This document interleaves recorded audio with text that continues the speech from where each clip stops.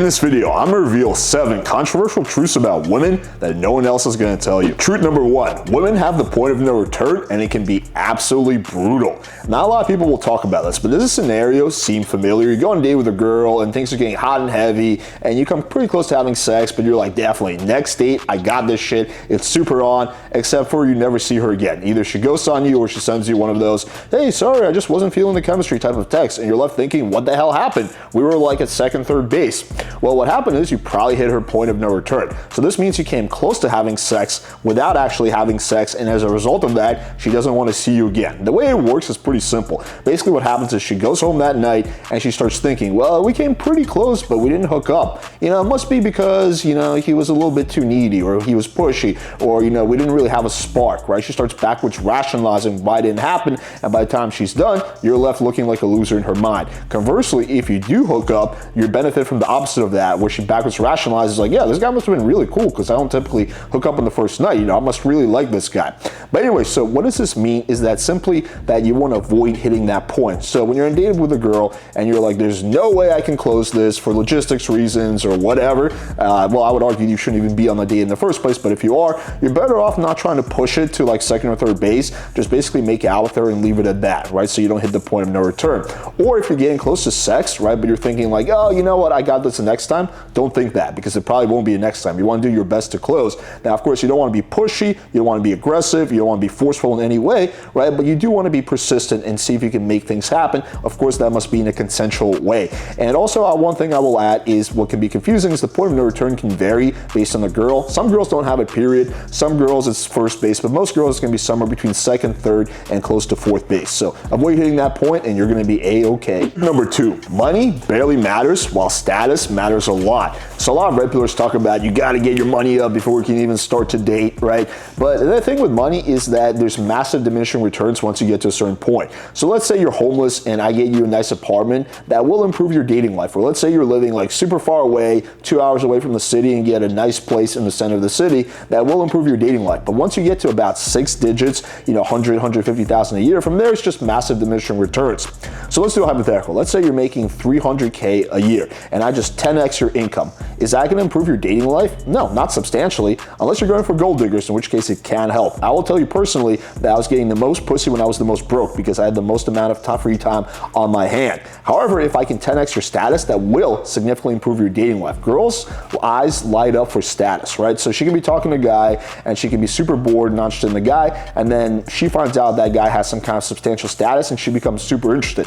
This is why even ugly and attractive celebrities get so much pussy, because status is extremely attractive. I tell guys not to really count on status because it's not achievable for the average person, but there's something called local status which you can actually benefit from. That's becoming like popular within your gym or popular at a local club by developing a lot of connections, and that is something that you can take advantage of to increase your dating results. Truth number 3, and this is something no one on TikTok will ever tell you, but women don't actually really care about facts about you. They care about the vibes and emotions that you make them feel. So a lot of guys make the mistake, they go on a date and they just start rambling about themselves to basically like treat it like a job interview, and the girl just gets bored to tears, and then afterwards she sends them a text like, yeah, I just feel like, you know, I don't really know anything about you, even though you told her your whole fucking life story. What you want to do instead is focus again on making her feel good vibes. The logical stuff doesn't really matter much at all. Now, if a girl asks me a direct question, I will answer, but then I will bring it back to something fun. I like to say that if at the end of the date, the police went up to the girl and they were like, yeah, this guy's wanted for being the most badass YouTuber, tell me everything you know about him, and she'd be like, I don't really know, but we talked for 2 hours, but I don't really know anything about him because I don't actually like tell a bunch of facts about myself. Again, it's all about vibes and emotions. It's like that with most things in life. That's what matters, not facts about you. Truth number 4, women on average tend to love sex more than men do and be kinkier than men. And this is something that unfortunately most guys don't get to witness, because women can be a big guard about their sexuality. They don't want to be slut shamed, they don't want to be stigmatized, they don't want to be called a whore. However, if you come off as someone who's very sex positive, someone who's a bit experienced and extremely non-judgmental, you'll get to see a totally different side to a woman. In every relationship I've ever been in, the girl wanted to have sex more than me. That's not because I have some magical penis, although some people believe that. It really just comes down to the fact that I made the woman feel comfortable enough to really just live out her fantasies. I promise you, that girl that you know down the street or who you work with, who you think is totally innocent, probably is into the kinkiest shit ever. The real question is, will she tell you about it? Truth number 5, women do not and will never respect nice guys. So what separates a nice guy from just being a good person? It's simple. Nice guys don't really have any boundaries. They'll just do whatever the fuck the girl wants them to do. A kind person still has boundaries, but most importantly, a nice guy hides their intentions, right? The girl will be like, so just so you know, I'm not looking for anything. The guy will be like, yeah, me too, I just want to be friends. A kind person will not hide their intentions, and nice guys use their niceness as almost like a currency. It's like, hey, if I just do this many favors for the girl, eventually she will fuck me. It never works that way. Girls can see right through that shit. She might use you for free labor, but she's definitely not gonna fuck you as a result of you doing favors for her. So you never want to be a nice guy. A good litmus test is this: the things you're doing for the girl, would you do that for your close friends? If the answer is no, then you're definitely being a nice guy. So again, you want to be a good person, but never ever be a nice guy. They never get late and they must always have a meltdown at the end. Truth number 6, the same woman can be really nice and kind to one person and can be a super massive bitch to a different person.